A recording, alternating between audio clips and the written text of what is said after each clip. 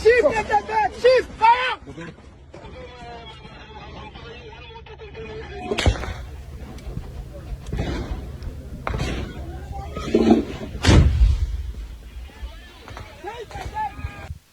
Kakati bana babiri DRC government saako n'abayekera ba M23 gye buvuddeko bakava mu peaceful talks mu ggwanga erya Switzerland. Naye amawulire agavayo galaga nti abayekera ba M23 bagenda mu maaso n'okulumiriza era bagenda mu maaso n'okubanga bakyuzinga gavumenti y'eggwanga erya DRC. Amagye gaba gamanyikiddwa nga ga FARDC gagenda mu maaso n'okubeera nga gaviolentinga ceasefire agreement. Bagamba nti bagenze mu maaso n'okuba nga bavioletinga banyoomoola bayisizaamu amaaso mu agreement eya ceasefire eyakakolebwa jjojjuuzi gye lyabalamu. Kino kye nabagambyeko nti pati zombiriri zirina ekizibu. Abayekera ba M23 balina obuzibu nga bo weakness yaabwe, so n'amagye g'eggwanga erya DRC oba DRC government naye erina weakness nti wakati nga bayekera bakkiriza okusizinga fire ye ate yagirabye nga strategic move ey'okuba enfo zaabwe nga tebaliiyo nga bali unaware. Kakati era mu ngeri y'emu era n'abayekera bano kigambibwa nti kano kalinza okuba nga kakodyo oba tactic weapon eyinza okuba nga yakozeseddwa okulangirira nti nno baagala kusizinga fire bagende mu peaceful talks. Kiraga nti babadde beegulira budde. Kakati amawulire agavaayo information eva mu Democratic Republic of Congo ng'ennaku z'omwezi 16 April 2026 kyokka jjojjuuzi ng'ennaku z'omwezi 15 ku 14 13 tubadde mu nteeseganya mu kibuga mu Switzerland wakati w'abayekera ba M23 saako ne gavumenti ya DRC ekulemberwamu Felix Tshisekedi. Kakati ekitanudde amagye ga FARDC ogenda maaso n'oteekawo obuvuyo kyekyaki yowaaye ekituufu ekikoleddwa China development gye kitadde ku ggwanga lya Democratic Republic of Congo. Njagala otuule wuliriza tunuulira. Wakati ng'enteeseganya zigenda mu maaso mbu abayekera ba M23 bagamba nti amagye aga Armed Force oba Armed Forces eza FARDC ezegattira mu Democratic Republic of Congo muli ba allies baayo abawazalendo abaaki ne bapatanazi baabwe bagenze mu maaso n'okuviolentinga ceasefire. Bagitabangudde era eno tetumanyi nti oba egenda kuyimirirawo kubanga buli batandika okunokolayo obuntuntu obumulumulu. Jjukira nti nno enteeseganya nnyingi nnyo ze babaddemu naye nga tewali development bye zireeta ku mmeeza. Kakati tubadde tusuubira nti eno eyinza okuba nga y'enkomekerero ya byonna eggwanga lya Democratic Republic of Congo liddemu okulabika nga lifuna ku mirembe ate bo bagenda maaso n'okulumiriza. Tetumanyi oba bawaayiriza oba ge boogera mazima naye katubirabe tunuulira. Abayeekera bano aba M23 nga tebakirumamu nga tebeesiseemu bagenda maaso nga bagamba nti amagye g'eggwanga erya Democratic Republic of Congo ne ba allies be bagenze maaso nga balabibwako wakati wano nga tugenda mu ceasefire mu agreements mu meetings bakoze obulumbaganyi ku territories zaffe. Bagamba kino kyakutusiba katambala ku maaso abasajja bamaze dde okuviolatinga ceasefire agreement.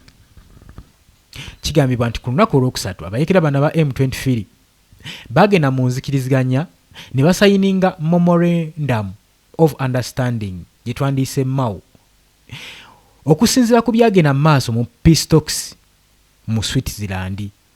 Baasalawo bateeke omukono ku ndagaano, bateekawo memorandum of understanding, bategeeragane n'abajaasigano n'amagye ga FADC oba ne gavumenti ya DRC bagende maaso n'okuba nga bakomekereza olutalo, bagende maaso mu peaceful talks, bagende maaso mu ceasefire.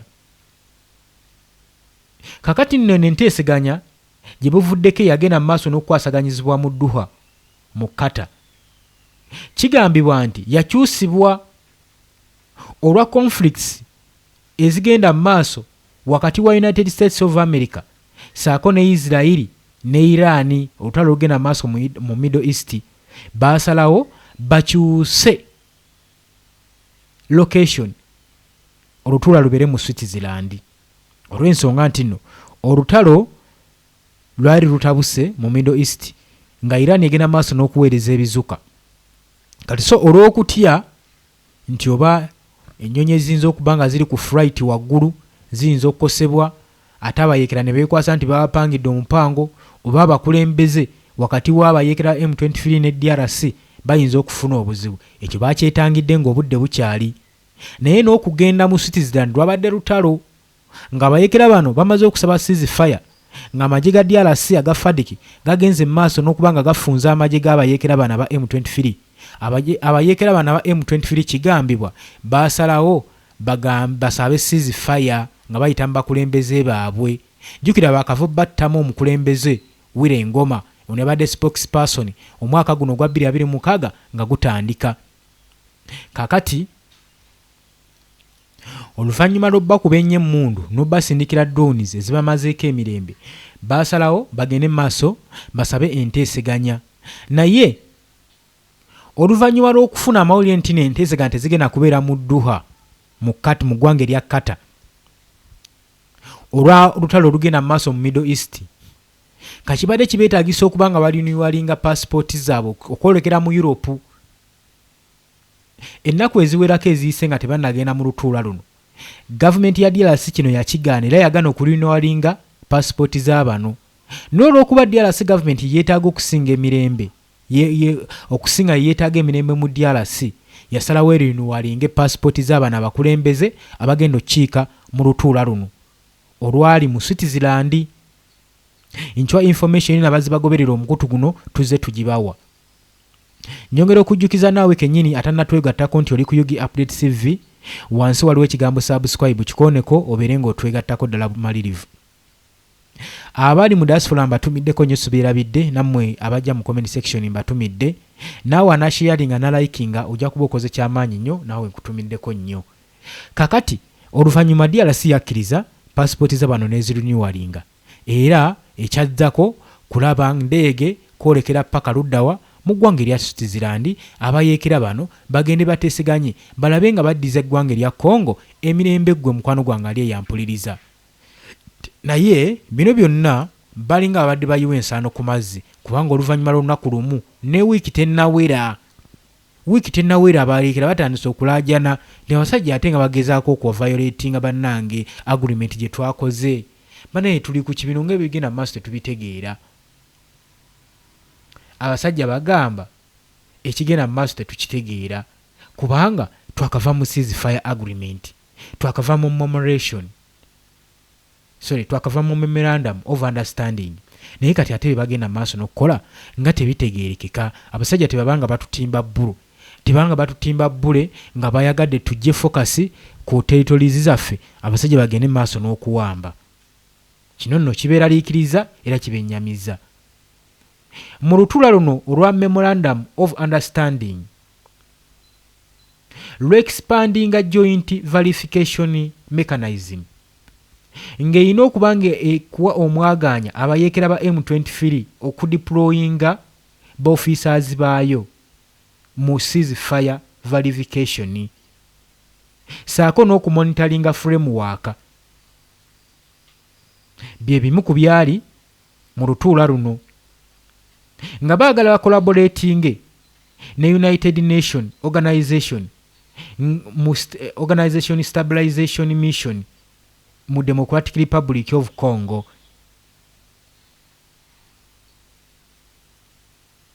Baali baagala abayeekera bano bakwasiganyize wamu okusinziira ku ndagaano n'ekitongole ekimanyikiddwa ng'ekya MONUSCO.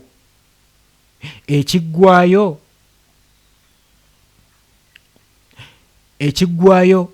monitoring ekiggwayo nti mission in the Democratic Republic of Congo baagala bagende mu maaso n'okulaboratinga ne United Nations Organization Stabilization Mission in the Democratic Republic of Congo, ekibiina kino ekya MONUSCO.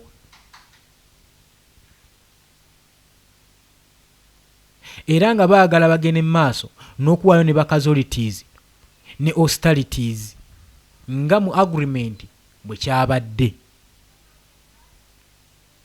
Oba otunuddemu sayidi yabadde esinga okuba nga yeesigama nga erina okusabumitinga ennyo ye sayidi ey'abayeekera ba M23, si sayidi eya Democratic Republic of Congo. Oba otunula ku byabadde mu meeting eno eyabadde mu Switzerland. Njagala weetegereze, tukyaluka tugenda mu maaso. Kakati kigambibwa newankubadde ebyo byabaddewo olunaku olwokuna nga zigenda mu maaso zikunukkiriza around midday mu malya g'ebyemisana, abayeekera ba M23 nga bayita mu spokesperson waabwe Lawrence Kanyuka yavuddeyo n'awa statement eyakanze ab'omukago ne ba mediators mu Switzerland ne mu Doha abadde bagenda maaso n'okukubiriza olukikuŋŋaano luno lwa ceasefire. Kyakanze nnyo United Nations nga Kanyuka agenda mu maaso n'okukola statement erumika era erumiriza Kinshasa government eya Felix Tshisekedi okuddamu nate okudemonstratinga n'okuteeka fragments nga bakonteptinga oba nga bagezaako okutuukiriza commitments zaabwe. Commitments ki? Kyategeeza nti nno bano baadde bagezaako wakati mu ceasefire nga agreement maze okukolebwa bageze maaso ne bakola obulumbaganyi bazzemu okukola demonstration ku bayeekera ba M23 ng'era ekigendererwa ndowooza baagala kutuukiriza commitments zaabwe ezo tulyamu olukwe nga tuli mu nteeseganya. Kati awo Ssaabayeekera kyalinga kyategeeza bino binaggwa, bino tebigenda kuggwa. Nagambye oli ku Yugi Update Civic osinza oba nga otuwuliriza. Kanyuka omwogezi w'akabinja k'abayeekera ba M23 akawangalira mu Democratic Republic of Congo mu Eastern Regions abagenze maaso n'okuwamba ebitundu ebyewerako ddala mu DRC batandikira mu mwaka gwa 2025 ne tulaba nga bawamba ekibuga Goma ne bawamba Bukavu, Buvuma, Uviri bakibagobyemu.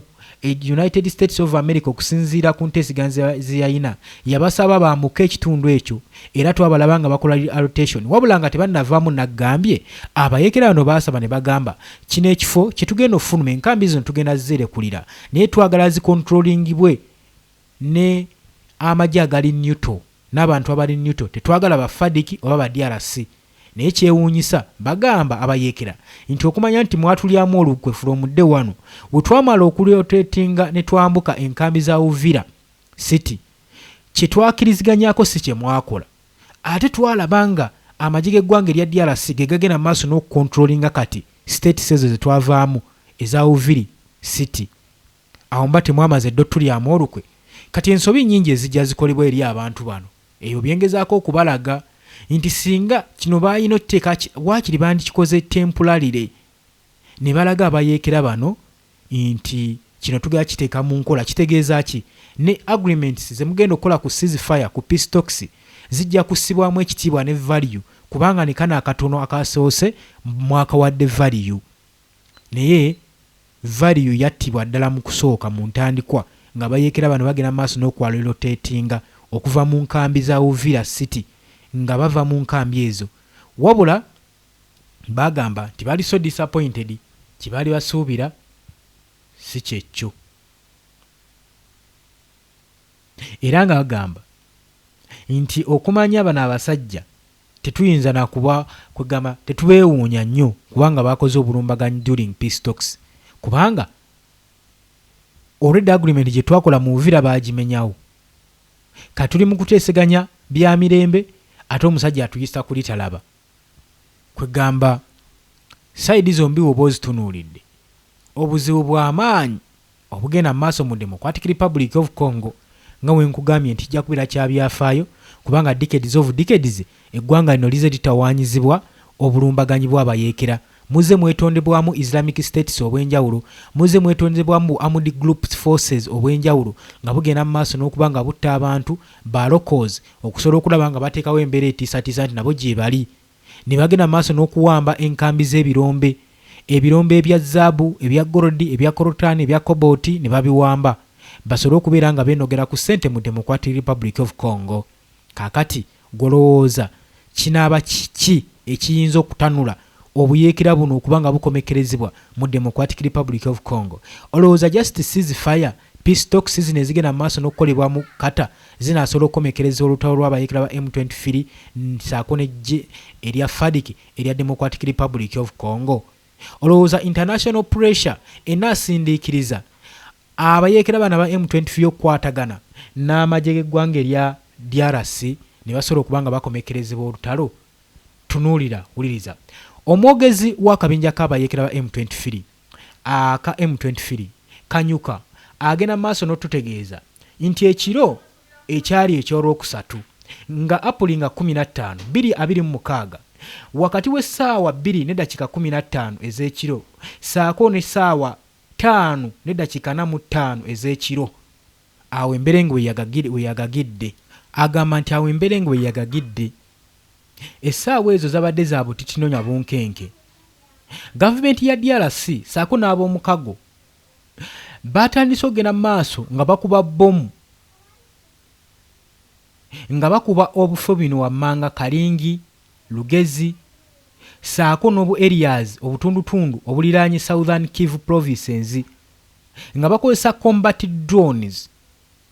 Era nga bagenda maaso n'okubalumiriza nti ekikolwa kino kye baakoze bagenze maaso ne balumizaamu bannansi ba civilian, era ba civilian bangi abaafiiridde mu bulumbaganyi buno saako n'amaka g'abantu bangi agaasaanyiziddwawo mu bulumbaganyi, kyokka nga kyadde tekyetaagisa. Tubadde mu kaseera ka ceasefire nga fina tugambye emundu ewummuzibwe, buli omu aleme tteeka bulumbaganyi ku munne, buli omu respectinge boundaries za munne, era ekyo ne tukikiriziganya. Era kye muba mulaba nga luli US, United States of America we yasalawo nti nno netugamba nti tuve mu bitundu ebya Uvira City, twakuuma obuntu bulamu, twagonda ekitundu ekyo ne tukyabulira, era ne tuteekawo agreement nti tuvuddemu naye tetwagala kikwasibwe gavumenti ya DRC, wabula bateekewo neutralize, bateekewo amagye agali neutral gabeere nga ge gafuga ekifugo kino.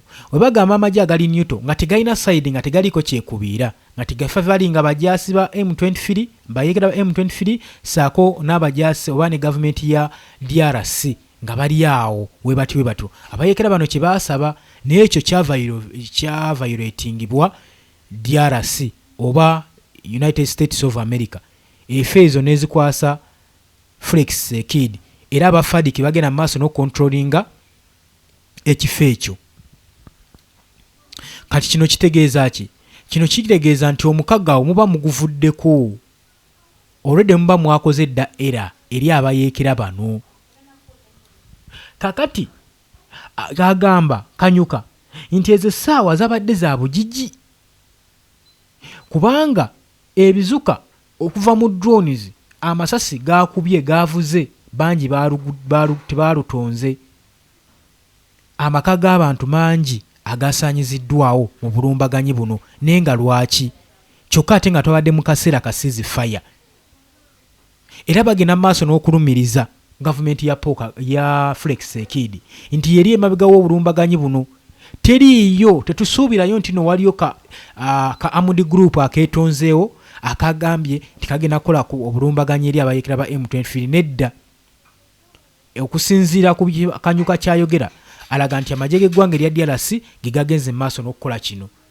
Naye ate erudda aba DRC n'otabanenya kubanga bo bagenda mu maaso nabo kulwanirira ggwanga lyabwe, bali ku bunkenke, bali ku pressure. Tebamanyi nti bana zino peace talks ze bagenzemu, endagano ze bakoze abayeekera no banaziteeka mu nkola, era babeera balinganga bafuuyira endiga omulere. So kyebabakozesa obukujjukujju mu ngeri yonna yonna ey'okwetawuluzaako obusajja bwe baba bafunye chance basobole okuba nga babwetwawuluzaako. Naye lwakuba nti nno ebiseera ebisinga mu coalitions nga zino, mu conflicts nga zino, mubeeramu amateeka agabafuga agagayidinga entalo nga zino, kubanga jjukira abayeekera bo bazze bagamba n'olutalo lwa munda terubakwatako. Luno olutalo lwa munda terwetaagamu internal affairs. Era bagenda maaso n'okugoba amagye g'eggwanga erya South Africa abayeekera bana ba M23, era ne babawerekerako ne bafuluma Democratic Republic of Congo obwanga ne babuze ewaabwe. Lwaki? Bagamba bo balwanirira ddembe lyabwe, balwanirira for justice mu ggwanga lyabwe. Oli ku Yugi Update TV nyongera okujjukiza gwatana tweyungako kirira wansi waliwo ekigambo subscribe kikoneko oberenga otweyungako. Ate DRC ennaku zino badde yeegulidde omuze guno ogw'okukwata drones negenda mu maaso ng'etagetinga enfo z'abayeekera ba M23 nga yo tefuddeeyo oba mulimu ba civilian oba temulimu, oba mulimu abaana oba tebalimu. Reason being nti abayeekera bano bali bawamba ebitundu ebisinga mu DRC bakola statement egamba nti abantu bonna bagenda maaso n'okudisplacing n'okumigrating okuva mu nkambi ze tuwambye, mulekeraawo temumala budde kubanga tetuzze kubatta, tubeetaaga ffe tuzze kuprotecting abantu. Era ze key issues zibagenda maaso n'okumentioninga nti bo bagenda maaso n'okuprotecting abantu, DRC yali egenda maaso n'okutuntuza ng'ebatta, saako n'okubeera nga bagenda maaso n'okugyawo obusosoze gavumenti ya DRC bweyolesa ku bannansi abali mu Eastern Democratic Republic of Congo. Kati ze zimu ensonga abayeekera bano ze beesigamyeko, era bagenda maaso n'okubirira n'okuwumbawumba abantu ne baba convincinga ne basigala mu nkambi zino ze baali bawambye. Reason being baali tebasobola kufuga na kuyimirirawo nga tewali bantu. Kati DRC government we yalaba nga abayeekera bano beesigamye nnyo ku bantu, ng'era kigenda kibeerera kizibu nnyo okubeera nga babajjawo babasaanyawo olw'ensonga tebasobola bakuba nti mulimu bannansi. Kakati DRC ndowooza yatuuse ku extent y'ekyawa ng'egamba yatuuse ekiseera neyeekyawa ng'egamba abantu bonna bonna ndowooza basigadde abakoze ekyo basazeewo okusigala mu nkambi z'abayeekera mu territories ezitwalibwa abayeekera nabo tubatwale nga ba rebels, ba terrorist. So nga ate bano banenya kitono kubanga omuntu okusenguka mu kitundu mwamanyi mwakoledde ebibye byonna nakyo si kyangu. Bwekitwale nti buli mwaka omuntu ng'alina osenguka ng'aleka ebintu byakoledde agende mu kifo ekirala, ebiseera ebisinga nabo tubanenya kibabeerera kizibu. Kati so ekyo DRC gavumenti webanga erina endowooza eyo kitegeeza esaanye okubanga nayo yeekuba mu mutima, erowooza mu bukyamu. Abantu bano tebalina options nnyingi, oluusi bamukuwa baba bakooye, bakoowa okutambula wano ne wali. Kali Kanyuka atugamba ekyewuunyisa bano bonna babasse, babakubyemu ebizuka, amaka gaabwe ne gasaanawo. Jjukira nga bwe nkugambye DRC badde etagetinga nnyo amaka g'abayeekera bano aba M23 bonna bonna bwe bawangaalira badde bakubayo drones ebizuka. Kakati yensonga eri mu ddiiro, naye ekikola eggulire nti kyandibadde tekikola mawulire, buli omu nandibadde mmanya sayidi gyagwa nti bawagira nnyo Democratic Republic of Congo okubanga egenda maaso n'okusuppressinga obusajja buno ebumale mu nkambi zaabwe. Naye ekikwasa ennaku nti bino byakoleddwa wakati nga bakava mu ceasefire agreement mu Switzerland. Kati kino kikulaga okunyoomoola ate nga olutuula luno lubadde kwegamba banyigiriza nnyo sayidi yasinze kwesigamibwa nnyo ene abayeekera ba M23 ebasinze oteekako condition. Kati ne bandibadde bazituukiriza olaba nga waliwo ekibasoomooza okubanga tebagenda genda mu maaso nateeka bino mu nkola. Memorandum of Understanding bagenda giviolatinga totally. Era nabagambye kijja kubeera kizibu nnyo memorandum okuwangaala oba okulastinga emyezi egiwera ebiri.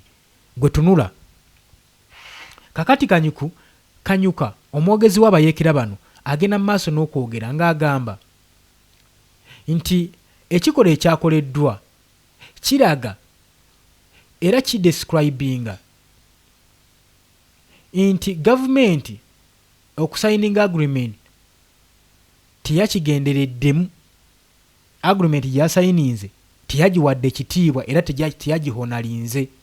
Okugenda mu maaso n'okusitwayikinga n'otukuba bbomu n'otukuba ebizuka n'okutta abantu mu biseera bino nga twakava mu nteeseganya kikulaga nti byonna byonna bye yayogedde ku agreement oba bye bataddeko omukono teyabiwadde kitiibwa era teyabikkiriza.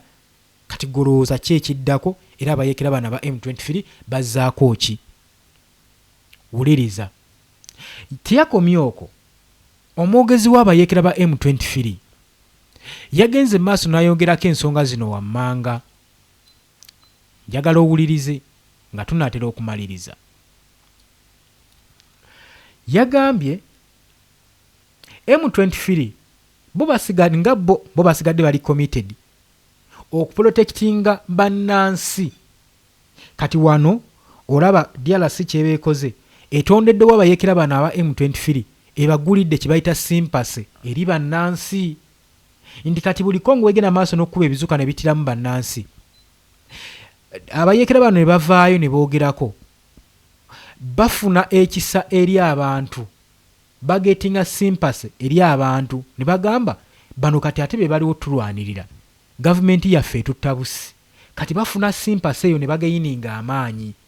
Era bavuddeyo naboogeza bugumu nga bagamba niwankubadde mu statement balinga bagamba niwankubadde gavumenti ya DRC egenda mu maaso n'okubatta, neffe ng'abayeekera ba M23 tusigadde tuli committed okubakuuma mwe bannansi n'okuuma population saako n'okuprotectinga political situation egenda mu maaso. Bo bwe batebagamba, Saabayeekera agamba niwankubadde kye batunuulira oba kye balabanga olutalo bo bakimpozinze obutagenda mu maaso. Era bagamba niwankubadde bagenda mu maaso n'okubanga batukuba ebizuka tetunnasazaamu peace agreement yaffe. Ffe jjukira mission yaffe yali ya protecting abantu era tugenda gituukiriza. Wabula wakati mu byo byonna byonna nga byogerwa FADC bitwandiise bitwantadde ng'amagye g'eggwanga erya DRC agalwanira ku sayidi yaabwe tegannaba kuvaayo kwogera ku nsonga n'emu, tegannaba kuvaayo officially kurespondinga ku bigambibwa oba babawaayiriza babalumiriza tetumanyi. Jjukira peace talks zino mu Switzerland zaadde zisuubibwa okonkludingibwa ku lunaku olwokutaano nga abayeekera ba M23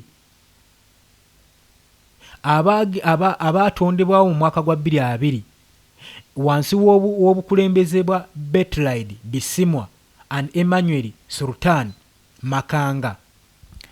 Bisimwa omwami oyo gw'olaba oyo ow'ekirevu ekya Gure y'omu ku bakulembeze abaatandikawo akabinja kano aka M23. Kakati Sultan yalinga omusajja addirira ku bigere. Tulaba oba Sultan tumuyina wano abatamumanyi nandibadde mubawa wano. Sultan Makanga, Sultan Makanga Sultan Makanga gye buvuddeko abadde awera ennemba n'ekirwadde era obujjanjabi abadde abufunira wano mu Uganda. Be bamu ku bakulira obuyeekera era kino kyanyamiza nnyo ebitongole ebisinga nga bagamba bwebanga gavumenti ya Mwami Yoweri Kaguta Museveni terina mukono ku kino ekigenda mu maaso mu DRC kijja kityo okubanga abayeekera bano bwe balwala baddusibwa mu ggwanga erya Uganda ate gye bafunirwa obuyambi wandibaawo enkolagana. Era okuva ebayingira obuyeekera basigadde bengejinga mu conflicts ne government forces eya DRC. Embeera ng'ekyagenda mu maaso, buli kimu nga kigenda mu maaso, gavumenti ya DRC yeegenda mu maaso n'okulumiriza Paul Kagame newankubadde mu peace talks teyabaddeyo nti yagenda mu maaso n'okupika abantu bano, yagenda mu maaso n'okubabaakinga abayeekera ba M23 era y'ensonga lwaki eggwanga lya DRC ligenda mu maaso n'okubonaabona lwa musajja oyo atuula mu Kigali e Rwanda. Naye ky'oba omanya abayeekera bano n'akagurupu kaabwe basigadde bamaintaininze struggle era bagenda mu maaso n'okuba nga bo badressinga corruption, discrimination eri mu gavumenti ya DRC. Bagamba obukulembeze buno tebabukkiririzaamu. Era y'ensonga lwaki mu mwaka gwa 2025 bagamba twasalawo ne tusalako Eastern Congo tukapukyalinga several strategic towns nga tugezaako kuteekawo okutya eri regions conflicts tuziteekewo tulabule gavumenti ya DRC nti ebigenda mu maaso tubikooye era tubikyaye tubivumirira.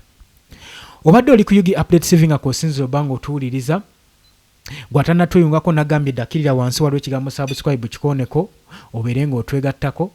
Abali mu diaspora mbatumiddeko nnyo mukola kyamaanyi nnyo mbakulisizaayo nnyo obwakedde mukuliko obwakedde kansubire nti ebintu bitambula bulungi nnyo nga tugenda mu ggandalo lya wiikendi olunaku lwakutaano wiikendi yaffe eba etandise kansubire nti no wiikendi ejja banyumira. Mbagaliza olunaku olulungi leero tetugenda kugendako mu comment section olw'obudde mbagaliza olunaku olulungi mweraba.